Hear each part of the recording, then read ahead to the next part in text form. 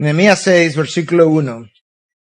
Y aconteció que cuando se les informó a Sanballat, a Tobías, a Gesem, el árabe, y a los demás enemigos nuestros, que yo había reedificado la muralla y que no quedaba ninguna brecha en ella, aunque en aquel tiempo yo no había asentado todavía las hojas en las puertas, Sanballat y Gesem me enviaron un mensaje diciendo, ven, reunámonos en Keferim, en el llano de Ono. Pero ellos tramaban hacerme daño. Y les envié mensajeros diciendo, yo estoy haciendo una gran obra y no puedo descender. ¿Por qué ha de detenerse la obra mientras la dejo y desciendo a vosotros? Y 4 veces me enviaron mensajes de la misma forma y yo les respondí de la misma manera. Entonces Sanballat me envió su siervo en la misma forma por 5ª vez, con una carta abierta en su mano. En ella estaba escrito, se ha oído entre las naciones, y Gasmu dice que tú y los judíos estáis tramando rebelaros, por eso reedificas la muralla. Y según estos informes, tú vas a ser su rey. También has puesto profetas para anunciar en Jerusalén en cuanto a ti, un rey está en Judá, y ahora llegarán a oídos del rey estos informes. Ahora pues, ven, consultemos juntos. Entonces le envié un mensaje diciendo, no han sucedido esas cosas que tú dices, sino que las está inventando en tu corazón. Porque todos ellos querían amedrentarnos pensando, ellos se desanimarán con la obra y no será hecha. Pero ahora, oh Dios, fortalece mis manos. Cuando entré yo en la casa de Semaías, hija de Delaía, hijo de Mehetabel, que estaba encerrado allí, él dijo, reunámonos en la casa de Dios dentro del templo y cerremos las puertas del templo, porque vienen a matarte, vienen de noche a matarte. Pero yo dije, ¿huir un hombre como yo? ¿Acaso uno como yo entraría al templo para salvar su vida? No entraré. Entonces me di cuenta de que ciertamente Dios no lo había enviado, sino que había dicho en profecía contra mí, porque Tobías y Sanballat le habían pagado.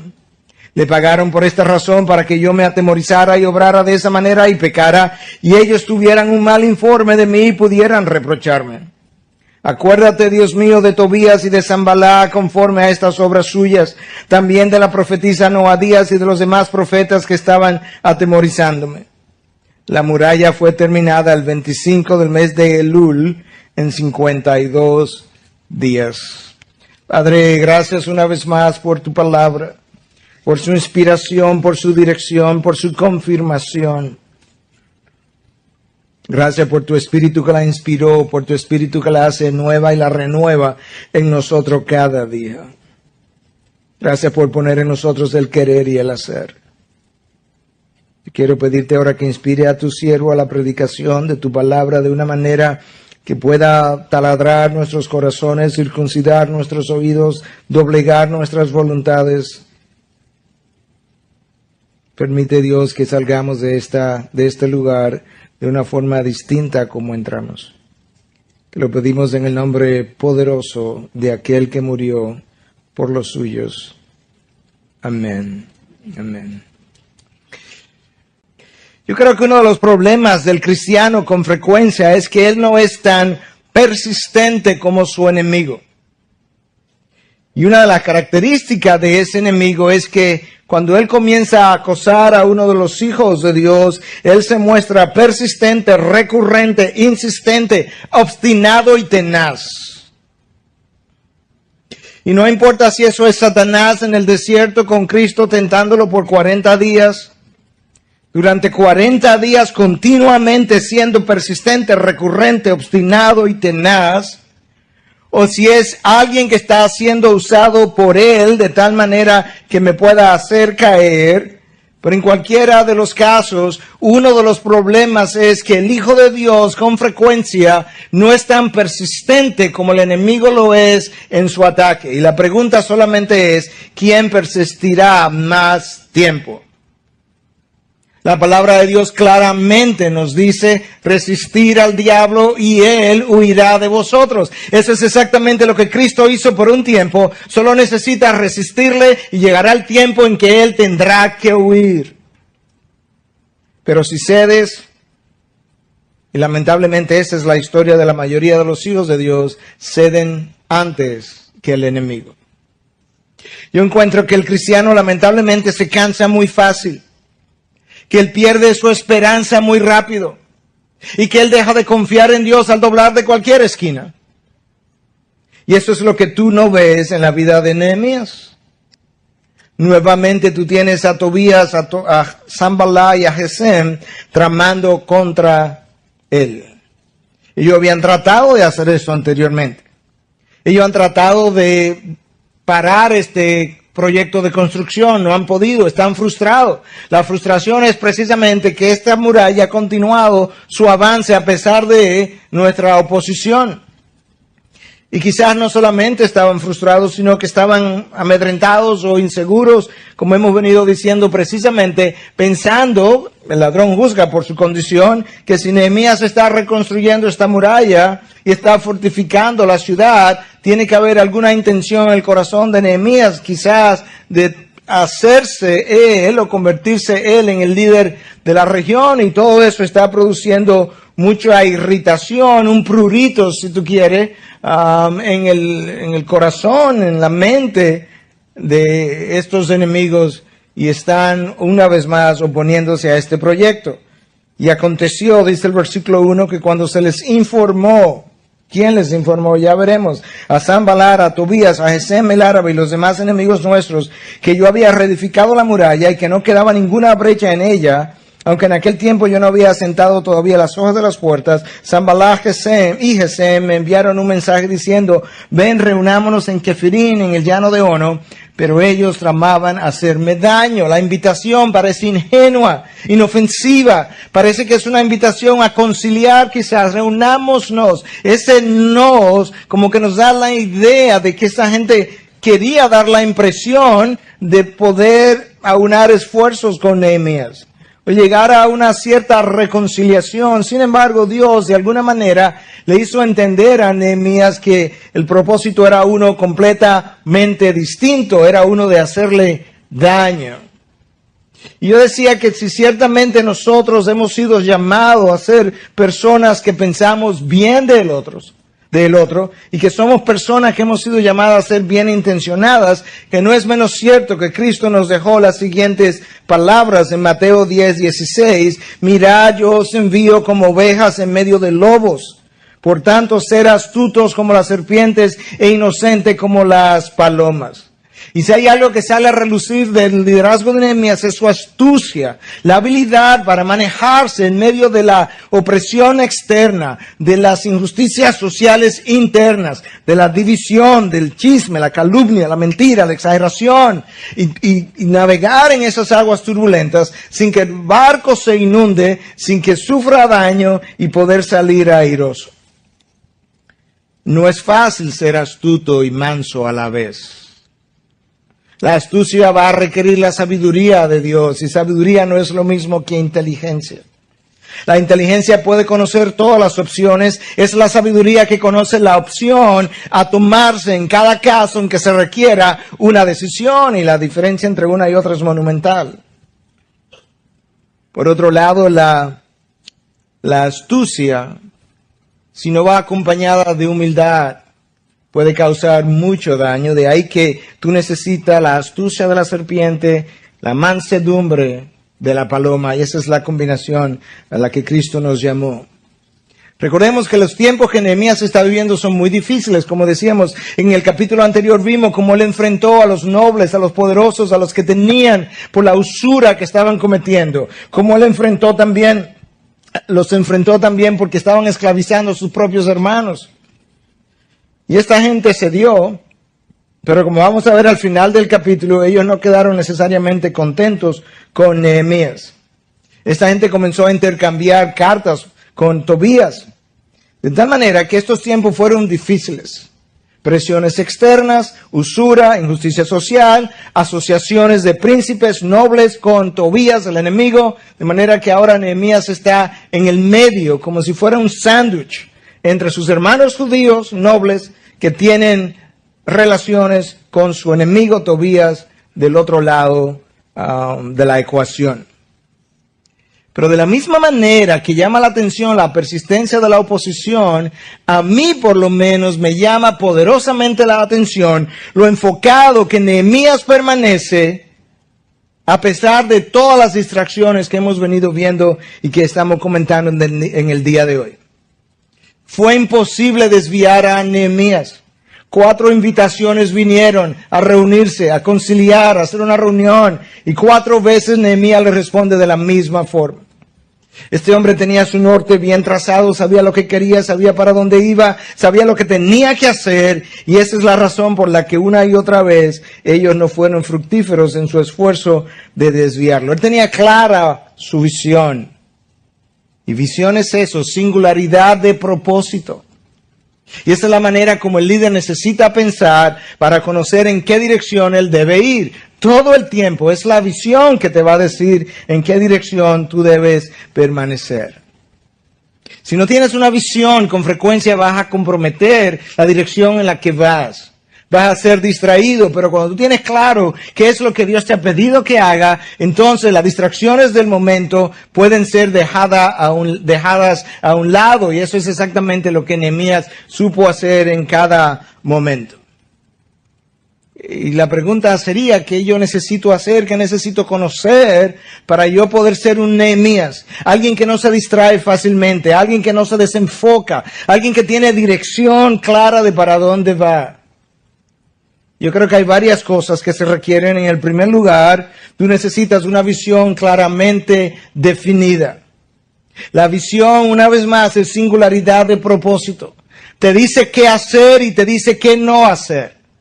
Te dice no solamente qué hacer, te dice incluso cómo hacerlo.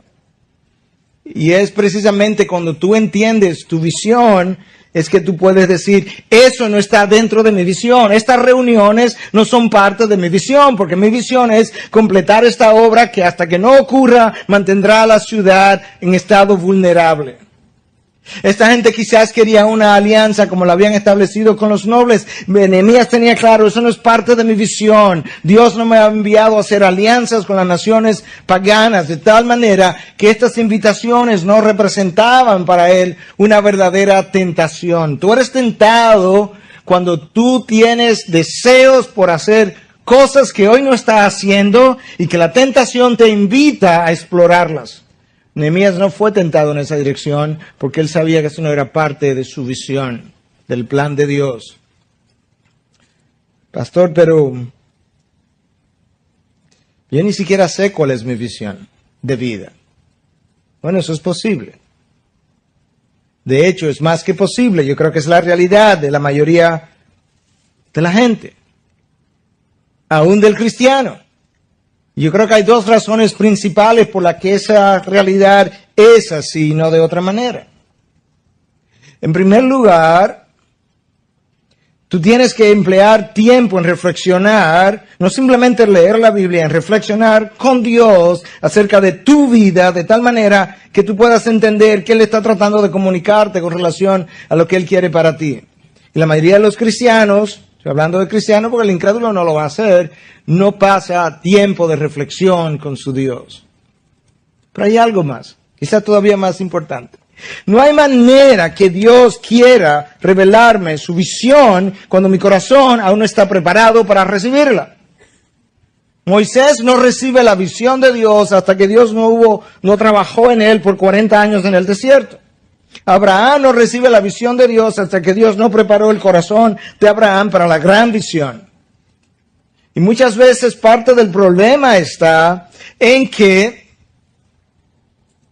yo le estoy pidiendo a Dios que me revele su voluntad, pero al mismo tiempo yo quiero verla primero para luego decidir si la voy a hacer. Y Dios dice, ¿por qué debo yo revelar mi voluntad a una persona que no quiere hacerla? O una persona que no me confía, que quiere saber primero en qué consiste, cuál es la forma de mi voluntad, para él luego o ella luego decidir si la va a hacer o no. Y por tanto esa persona se queda sin la revelación de la voluntad de Dios. Pero si hay algo que yo sé, sin lugar a la menor duda, es que Dios no tiene limitaciones en revelar la voluntad de Él a mi vida, y que Dios tiene todo el deseo de revelármela. Y si Él tiene todo el deseo de revelármela y Él no tiene limitaciones en revelármela, ¿dónde está el problema? Está en mí.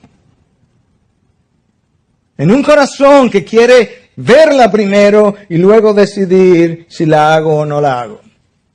En un corazón que cuando la ve comienza a pensar, déjame ver si es la voluntad de Dios, pero ya la viste.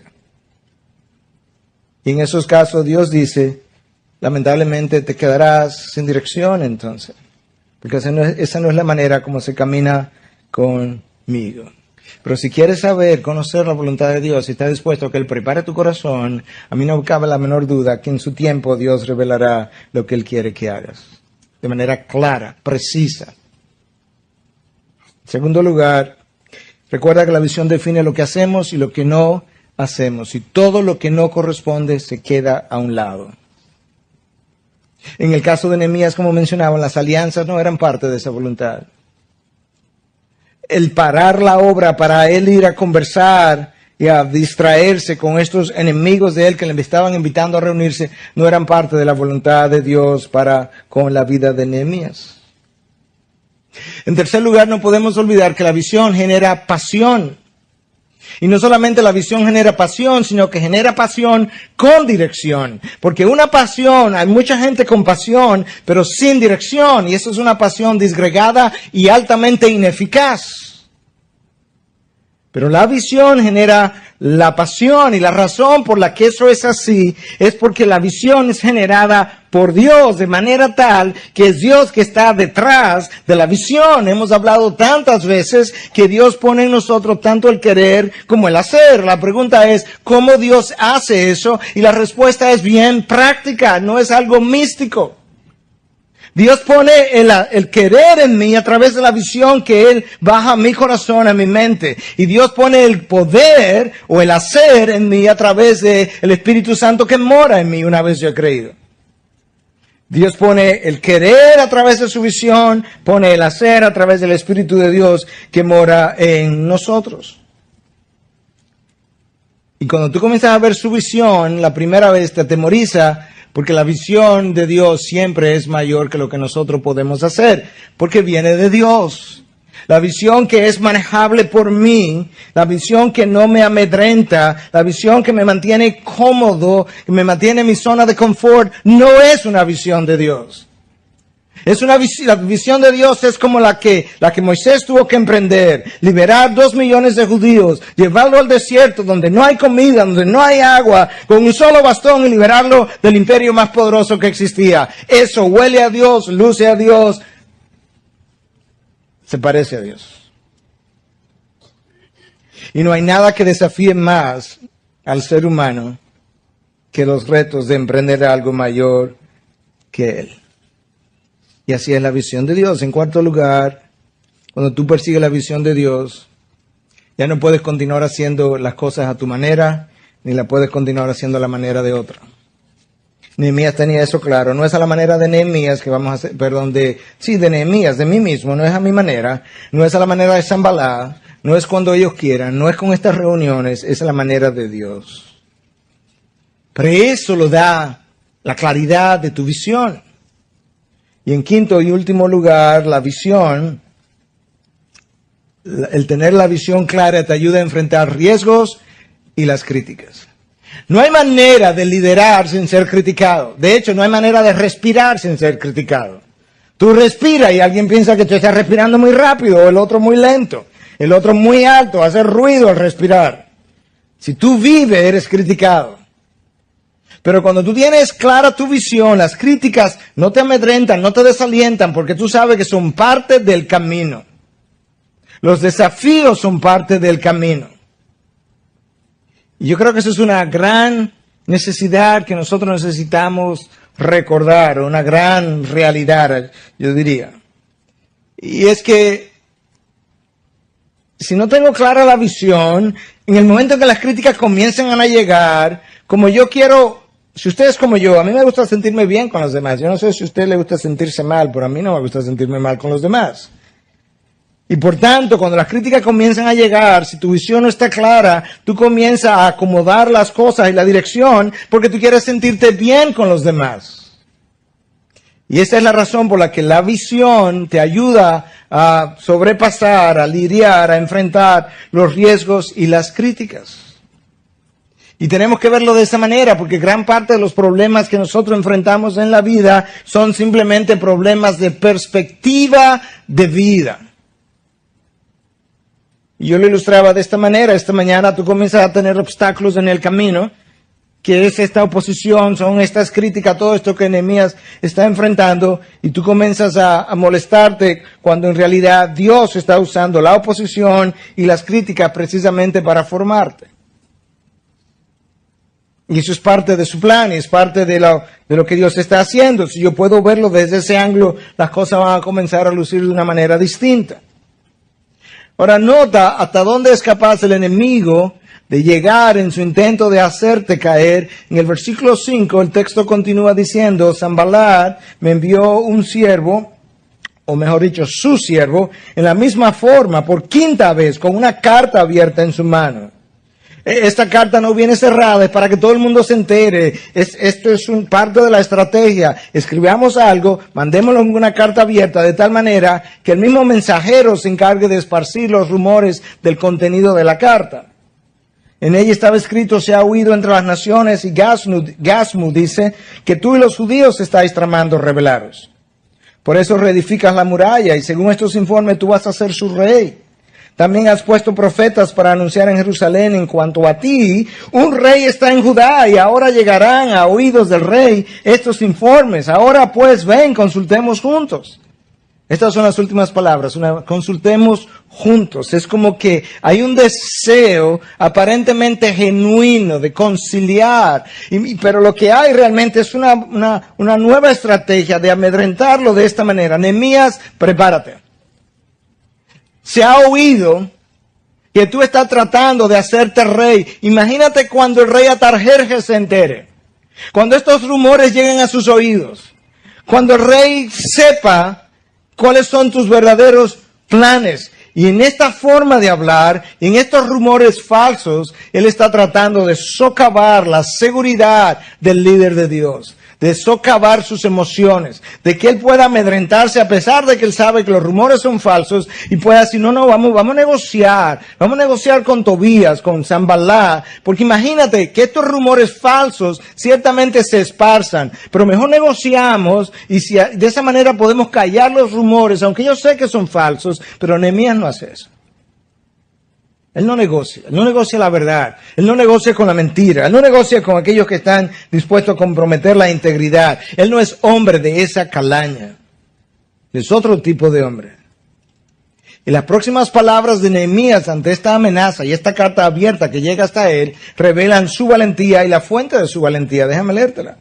Entonces le envié un mensaje diciendo, no han sucedido estas cosas que tú dices, sino que las estás inventando en tu corazón. Porque todos ellos querían amedrentarnos, pensando, ellos se desanimarán con la obra y no será hecha. Pero ahora, oh Dios, fortalece mis manos. Aquí la acusación es que Nehemías se está tratando de rebelar. Pero las únicas personas que han hablado de un conflicto físico, mano a mano quizás, son sus enemigos, Sanballat, Gesem, Tobías. De tal manera que si alguien pudo estar pensando en rebelarse, no es Nehemías, son sus enemigos. Pero así somos, que muchas veces aquello que pensamos, aquello que sentimos, se lo proyectamos a otro y acusamos al otro de eso que yo he estado sintiendo o pensando. Y a veces ocurre entre esposos, a veces ocurre entre amigos. Alguien tiene una mala actitud y va donde el otro y le dice, ¿qué es lo que te pasa hoy que tienes esa mala actitud? El otro, yo, pero eres tú que estás con una mala actitud de esta mañana. Porque proyectamos en el otro lo que nosotros realmente estamos viendo en nosotros y no queremos admitir que esa actitud es en nosotros que está. Pero Nehemías no cede ante la presión. Y el versículo 9, él revela que realmente él conocía la intención de toda esta oposición. Era desanimarnos, dice él.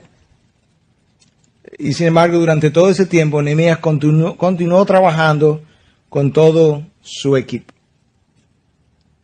Esta es una obra en equipo, desde el primer día. Nehemías sale a recorrer las murallas, a inspeccionarla en medio de la noche y no sale solo, él sale acompañado. Y uno de los errores que el liderazgo puede cometer, o el líder puede cometer, o todo hombre de Dios con frecuencia comete, es tratar de construir las cosas por sí solo. Hacer las cosas por sí solos.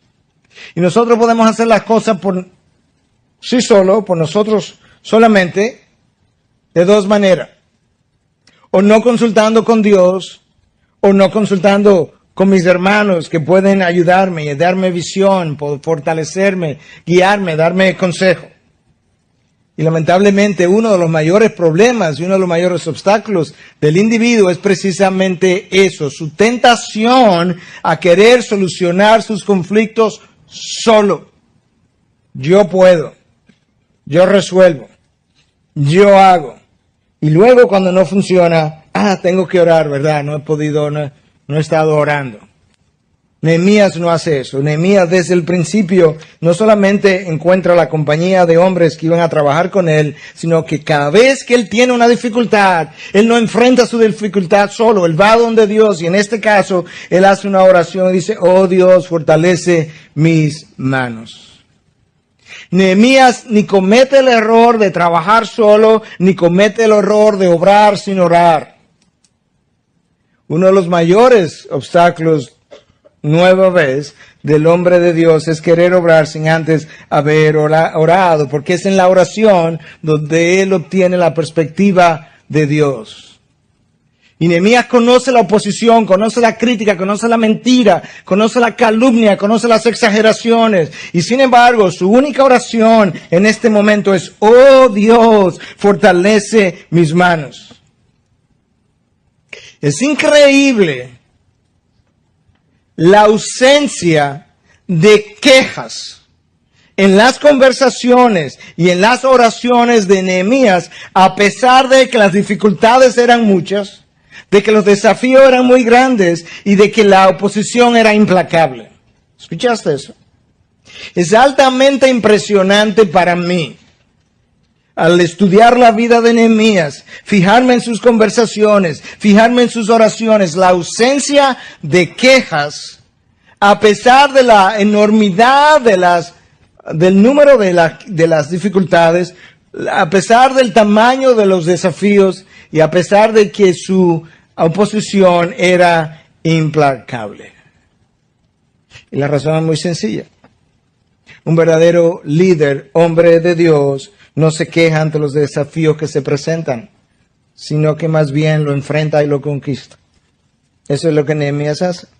Nosotros necesitamos entender, déjame volver a esto de la perspectiva de vida, uno de los grandes problemas, el mayor problema nuestro, está en la perspectiva con la que nosotros vivimos.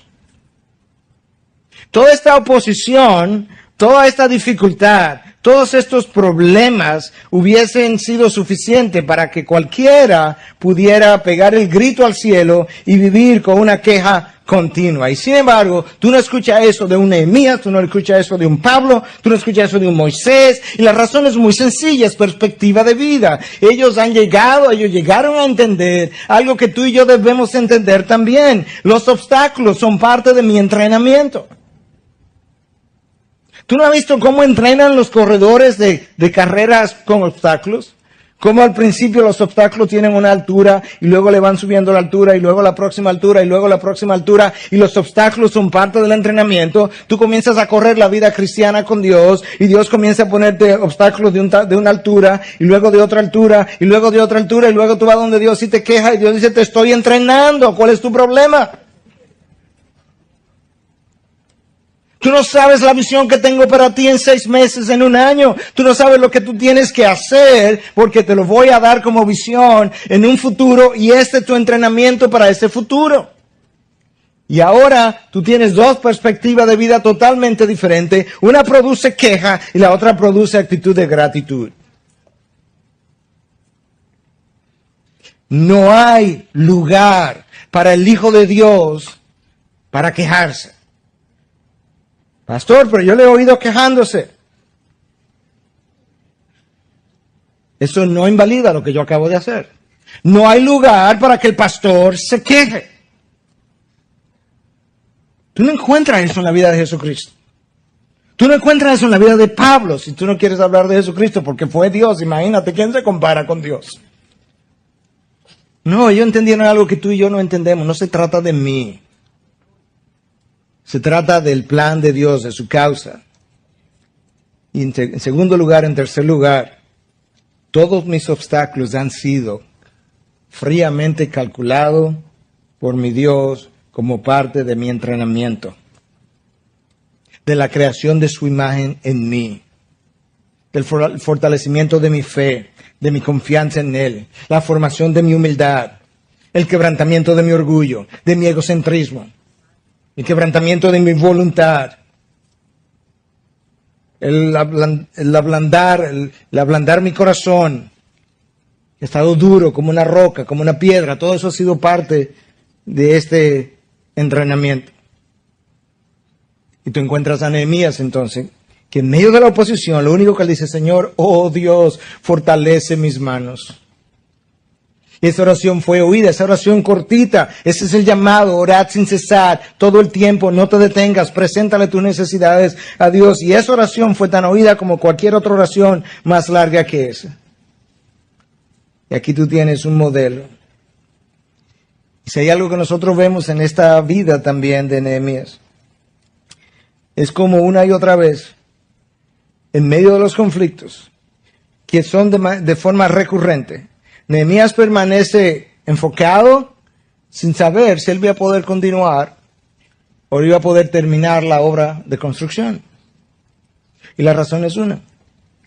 Los verdaderos líderes y hombres de Dios no son motivados por la certidumbre de lo que se avecina. Déjame volver a repetir eso antes de continuar. Los verdaderos hombres y líderes de Dios no son motivados por la certidumbre de lo que se avecina, sino por el Dios que ellos conocen.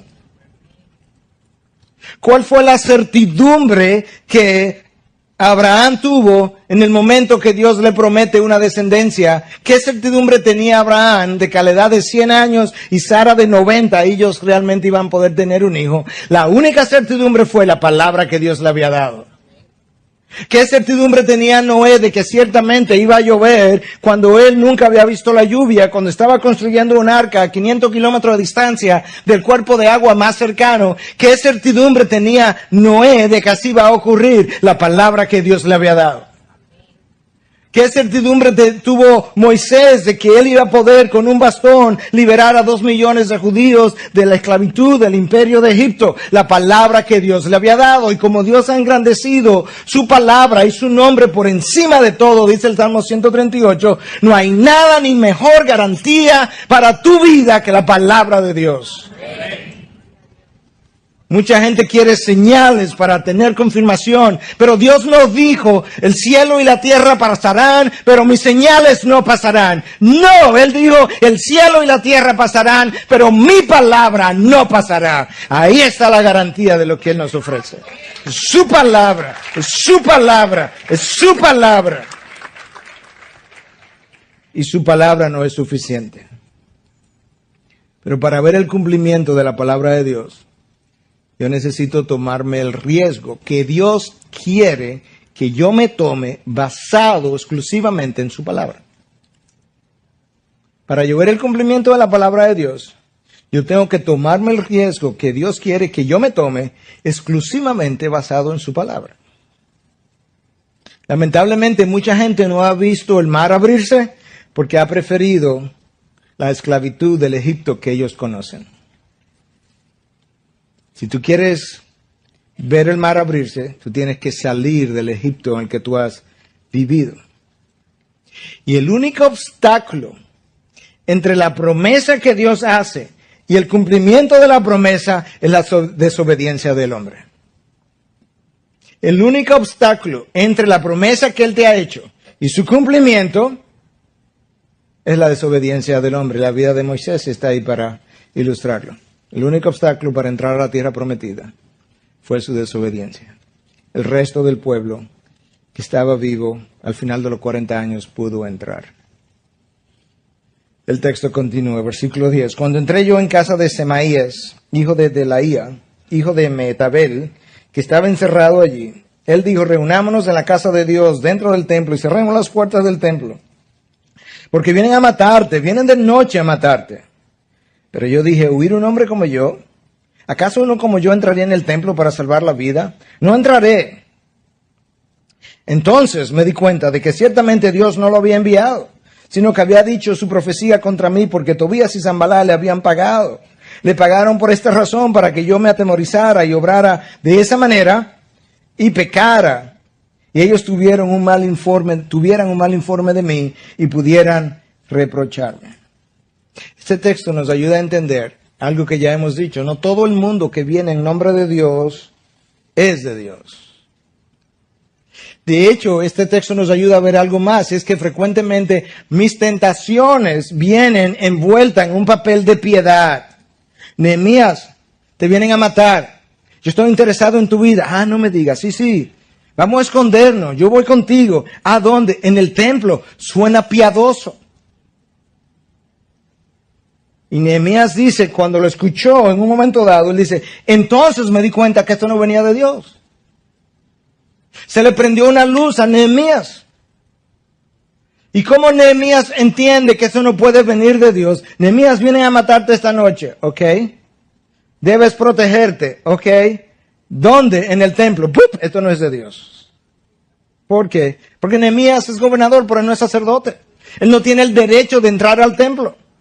Y si Nehemías hubiese entrado al templo, hubiese pecado contra Dios. Y eso es exactamente lo que el enemigo quería hacer. Empujarte a pecar de tal manera que ya tú no cuentes con la protección, la dirección, la gracia y el poder de Dios.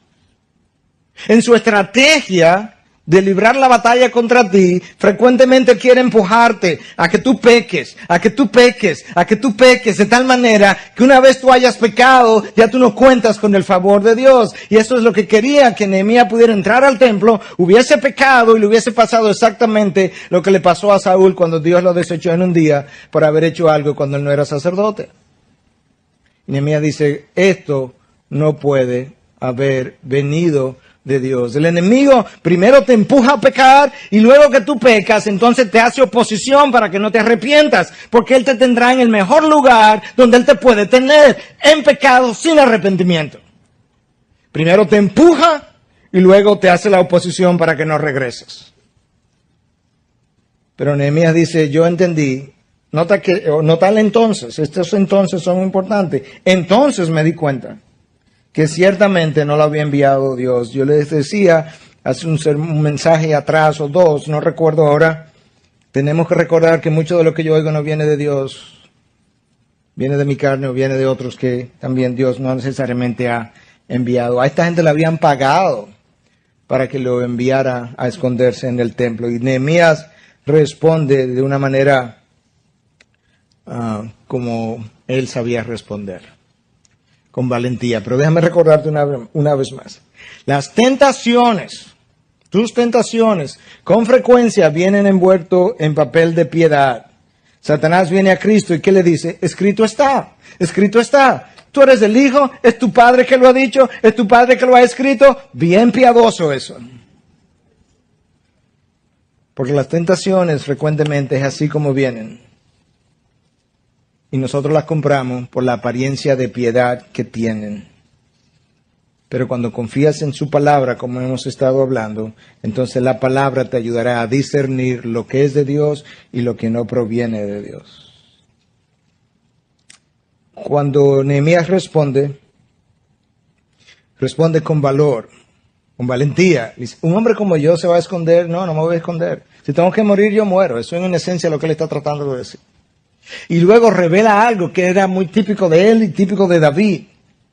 Su renuencia a ellos vengarse en contra de sus enemigos y simplemente pedirle a Dios que tomara él la justicia. No hay pecado en tú pedirle a Dios que haga justicia. El pecado está en tú querer tomar la justicia en tus manos. Y Nehemías ahora no prepara un ejército de contraataque contra esta gente, sino que va donde Dios, donde él siempre iba. Y le dice a Dios en el versículo 14, acuérdate, Dios mío, de Tobías y de Sanbalá, conforme a estas obras suyas. De acuerdo a la maldad de lo que han hecho, acuérdate de ellos, júzgale, de acuerdo a su maldad. También de la profetisa Noadías y los demás profetas que estaban atemorizándome. Dios es quien responde por nosotros. Y cuando tú conoces a Dios de esa manera, tú sabes cómo caminar, cómo batallar, cómo defenderte, cuándo callar, cuándo actuar. El resultado fue que la muralla fue terminada el 25 del mes de Elul en 52 días. Y aconteció que cuando se enteraron todos nuestros enemigos y lo vieron todas las naciones que estaban alrededor nuestro, Desfalleció su ánimo porque reconocieron que esta obra había sido hecha con la ayuda de nuestro Dios. El mes de Elul corresponde más o menos al mes de agosto. Algunos piensan que el principio de septiembre, quizás, del año 445 a.C., quedó la muralla reconstruida. Increíble que en un momento donde había pocos recursos, donde no había los instrumentos sofisticados, las maquinarias sofisticadas que nosotros tenemos hoy en día, ellos pudieron terminar la labor de reconstrucción en menos de 2 meses. Tan extraordinario fue este tiempo récord, si pudiéramos decir, que las naciones incrédulas paganas de alrededor concluyeron de que ciertamente ellos debieron haber hecho eso con la ayuda de su Dios. Las naciones de antaño, de la antigüedad, asociaban mucho, con frecuencia, tu éxito y tu derrota a la intervención o no de tu Dios, porque para ello había múltiples dioses. Y cuando ellos vieron esto, dijeron, no, es que esto es imposible. La única manera es que su Dios le haya ayudado. Y la realidad es que cuando Dios obra, Él deja huellas claramente visibles, para que todo el mundo sepa quién lo hizo. Increíble que esto que el mundo incrédulo reconoce como una obra de Dios. Oye lo que este comentarista de hoy en día, evangélico, ortodoxo, uno de los mejores comentarios que yo podía leer de Nehemías. Oye el comentario que esta persona hace acerca de la construcción en 52 días. Esto es lo que él dice. Es increíble lo que se puede lograr cuando la comunidad trabaja junta bajo un buen liderazgo. O sea, el crédito de este comentarista es de la comunidad bajo un buen liderazgo. El crédito que Nehemías, que ha hecho la obra, le ha atribuido a Dios, y el crédito que naciones paganas le han atribuido a Dios. Resulta que este individuo evangélico no puede ver la mano de Dios, sino el esfuerzo comunitario. ¿Te das cuenta por qué mucha gente no puede hacer las cosas que Dios quiere hacer? Porque al fin de cuentas quiere robarse su crédito. Y es increíble cómo muchas veces la misma educación, como en el caso de este hombre, la que termina corrompiéndote. La realidad es, hermanos, que nosotros no tenemos, cuando tú revisas la historia de la iglesia, la historia bíblica, nosotros no tenemos grandes hombres, nosotros no tenemos grandes mujeres. Lo que tú tienes es un gran Dios detrás de hombres y mujeres ordinarias. Porque en último caso, la valentía, la oportunidad, la inspiración, la sabiduría, la garantía, la fe, la motivación, los dones, los talentos, la fuerza, los recursos, es de Dios que han venido. Y lo único que tienes una y otra vez, no es un gran Pablo, es un gran Dios en un hombre ordinario como Pablo. Y tenemos que recordar que esa es la historia bíblica, la historia de un Dios enorme, majestuoso, poderoso, grandioso, que llena cada pulgada del universo, y que ese Dios se manifiesta a través de hombres ordinarios que los hace lucir a ellos grandes hombres y mujeres.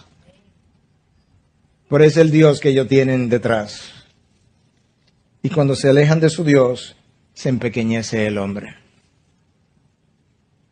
En aquellos días también iban muchas cartas de los nobles de Judá a Tobías, y de Tobías venían cartas a ellos. Tobías es el enemigo, es el pagano, y los nobles son judíos. Nehemías está en el medio de todo esto. Resulta que los nobles se están escribiendo con Tobías, y Tobías con ellos. Porque muchos en Judá estaban unidos a él, a Tobías, bajo juramento, porque él era yerno de Secanías, hijo de Ara, y su hijo Johanán se había casado con la hija de Mesulam, hijo de Berequías. Además hablaban de sus buenas obras en mi presencia, y a él le informaban de mis palabras. Y Tobías me enviaba cartas para atemorizarme. Ahora te das cuenta cómo era que se enteraban. Es que esta gente, Tobías, estaba casado, y su hijo también, con mujeres judías, y estaban relacionados al sacerdocio. Estaban en un matrimonio mixto.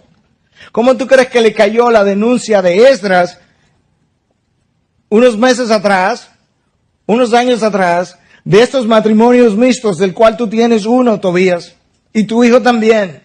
Y Esdras es el sacerdote cuando Nehemías está de gobernador. De tal manera que parte de la oposición quizás tenía que ver con el hecho de que su matrimonio había también sido denunciado como un matrimonio ilegítimo porque es una asociación que ellos no debieron haber tenido. Quizás eso era parte de, pero habían alianzas entre Tobías, el enemigo de Nehemías, y los nobles judíos a quienes Nehemías había confrontado por su usura.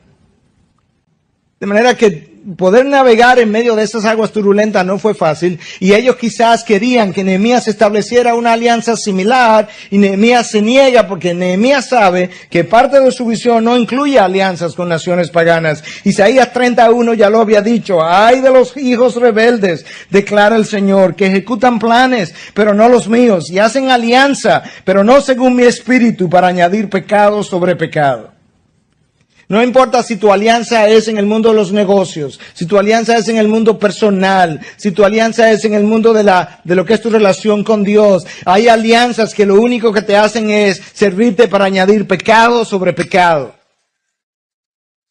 Nehemías dice: eso no es parte de mi visión, eso no es parte de lo que yo voy a comprometer, y yo voy a continuar mi labor como hombre de Dios, liderando el pueblo de Dios a reconstruir las murallas, que es la visión que mi Dios me ha dado para mis días. Y lo que tienes es entonces a un Dios extraordinario, trabajando a través de un simple copero del rey, y que se ha convertido en un gran hombre, porque la grandeza de su Dios se refleja en la pequeñez del hombre.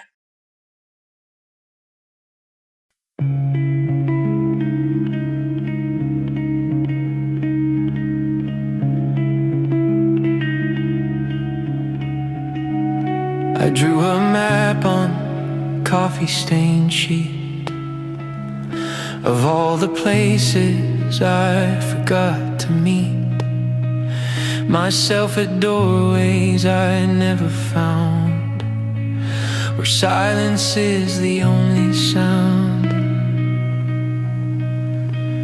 I marked an X where time stood still, and circled places I couldn't feel.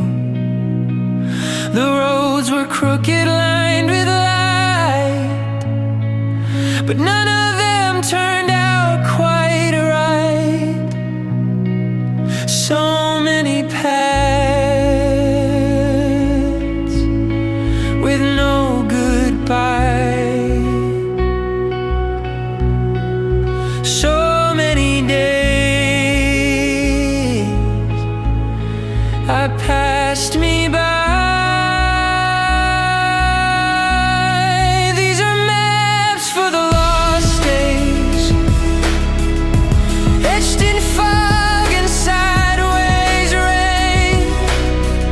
No compass points, just phantom lines, leading back to stolen time. And if I trace them long enough, will I find the part I left untouched, or just more echoes in the maze? Maps for the lost days. I scribbled dreams in margins wide of notebooks soaked in storm and tide. Wrote down the names of things I missed, like morning light and innocence. A crossroad carved in memory's thread. One side was silence, one was dread, but I kept walking without shoes, learning how to lose. So many turns with no return. So many fights